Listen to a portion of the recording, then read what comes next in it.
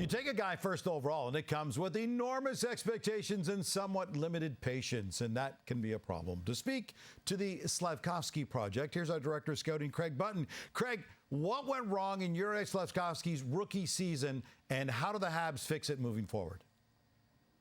Well, you just touched on it, Gino, in the question about expectations and limited patience. And not every first overall pick is created equal, but the expectations seem to be that a player is supposed to come in and make a real big difference in his rookie season. I don't care how big you are. I don't care how talented you are. Every single player has his own development path. And when you look at Juraj Slafkovsky, as big as he was, you're in the best league on the planet. You're playing against the best players on the planet. And that comes with significant challenges. You have to be ready for those challenges. And it's not a question about what his potential is, it's what his state of readiness was. I think he clearly showed that he wasn't ready. When you look at some of the injuries that he had, the game happens faster. You're against bigger, stronger players. And now you have to be able to adjust to that. I'm a huge believer that if you're not ready for the NHL, it will chew you up and spit you out like nothing. It doesn't matter how good you are. And that's why it's so important to be ready for the challenges that come your way. I said it last year. I thought the best place for Juraj Slafkovsky was in Finland with TPS and the Liga, and then playing as part of the Slovakia junior team. Those types of experiences which allow you to continue down the path are ones that I think really help a player find his way. I don't think there's any question that the Montreal Canadiens want Juraj Slafkovsky to be a really good, strong contributor, but you have to put him in that spot when he's ready to be that contributor. I don't think there was any question he wasn't anywhere close to being ready to contribute to the Montreal Canadiens last season. So do they start him in the minors again this year, or is he ready for the NHL now? What I would say to you, Gino, is if the minors are the best place for him, then put him in the minors. I don't think this is about how many points he could get in the NHL. I don't care how good he looks in the preseason. Development, development, development. You have drafted this player first overall. You believe in him. You wouldn't have drafted him first of all. You believe in his potential. So now what you have to do is work on the critical parts of this, the development. And again, you pointed it out, Gino, patience. You've got to be patient with the process.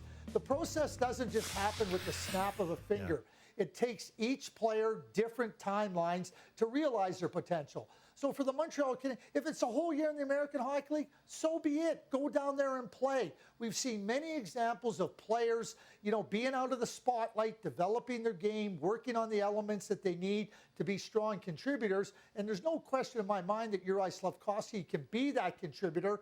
I see him, I project him as a really good, strong, imposing winger, maybe in the modern day Milan Lucic style, 20, 25 goals, 50 points. It's not this year.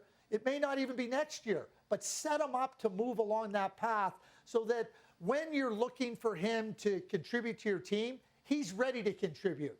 That's where you have to intersect the two. I think that's imperative for both the Montreal Canadiens and Juraj Slafkovsky's development. Craig, we're drafting guys at 18, so it's always a gamble. But now that last year's draft class is a year older, if you had to do it all again, knowing what you know now about them, would you still have taken Slafkovsky, or would you have gone a different route? Listen, I think that there's all kinds of different players that fit in different areas of a draft. It's too easy to look back and go, I would have taken this guy or that guy. We know that the Montreal Canadiens were looking at Slafkovsky, looking at Shane Wright, and looking at Logan Cooley.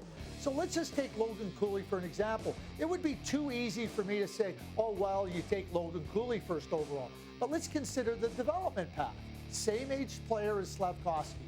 What did Logan Cooley do? He went to the University of Minnesota last year. He dominated. He was a Hobey Baker finalist as one of the best 3 players in the NCAA. He dominated the World Junior. Those are experiences that Juraj Slafkovsky did not get. And so it goes right back to what I was talking about previously, the opportunity to put a player into positions where he continues his development. Right. Logan Cooley had that. So it would be easy for me to say right now, oh, they should have taken Logan Cooley. I believe in Juraj Slafkovsky. I know the Montreal Canadiens do. But the timelines are different. But what you can never do, and let me emphasize this, never, never do, is put players into positions before they're ready to take advantage of those positions. That's what they have to make sure, that they set up Juraj Slafkovsky for success and not hinder his development. For the record, the Habs aren't rushing their first rounder from this past draft. It looks like they're going to send Austrian D-man David Reinbacher, who they took 5th overall, back to play the upcoming season in Europe.